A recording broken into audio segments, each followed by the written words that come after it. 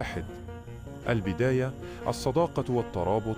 كان هناك رجل بدوي بسيط قلبه أبيض ربى كلبا منذ أن كان جروا صغيرا. كبر الكلب أمام عينيه، عاش معه وأكله وشربه، وأصبحا صديقين حميمين. 2. الثقة المطلقة.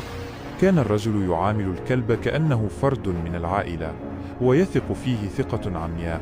الكلب لم يقصر أبدا، كان يحرس ويحمي ويجلب الأشياء، ويقف دائما في ظهر صاحبه. في يوم من الأيام قرر الرجل وزوجته الذهاب إلى السوق. كان لديهم طفل رضيع، وفي ثقته الكبيرة بالكلب ترك ابنه معه ومشى مطمئنا. 3. العودة والصدمة. غاب الرجل وزوجته قليلا. عندما عاد رأى الكلب يأتي نحوه يركض ويهز ذيله من الفرحة، لكن الفرحة سرعان ما تحولت إلى صدمة. وجه الكلب وصدره وأسنانه كانت مليئة بالدماء. 4. القرار المأساوي. لم يستحمل عقل الرجل المنظر، وسبق الخوف التفكير. لم يأتي في ذهنه سوى فكرة واحدة: الكلب أكل ابني.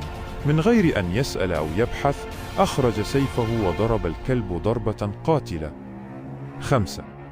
الوفاء الأخير والندم. وقع الكلب على الأرض وهو يحتضر، ينظر إلى صاحبه بنظرة حزن ووفاء أخيرة، ثم مات.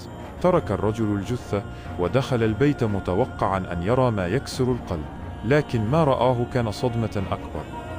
الطفل كان نائما كما هو، سليما دون خدش، وتحت قدمه كان هناك ثعبان كبير مقطعا إربا.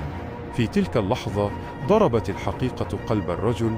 الكلب خاض معركة موت، دافع عن الطفل وقتل الثعبان، ودفع حياته ثمنا لوفائه.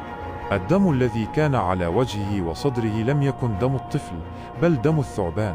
ساعتها أكل الندم قلب الرجل، ندم لأنه أساء الظن وحكم بالموت على أوفى صديق من غير أن يعرف الحقيقة.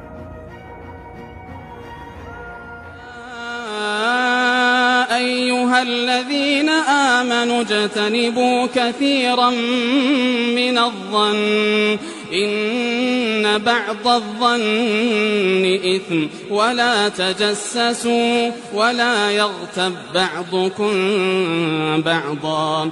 أيحب أحدكم أن يأكل لحم أخيه ميتا فكرهتموه، واتقوا الله إن الله تواب رحيم.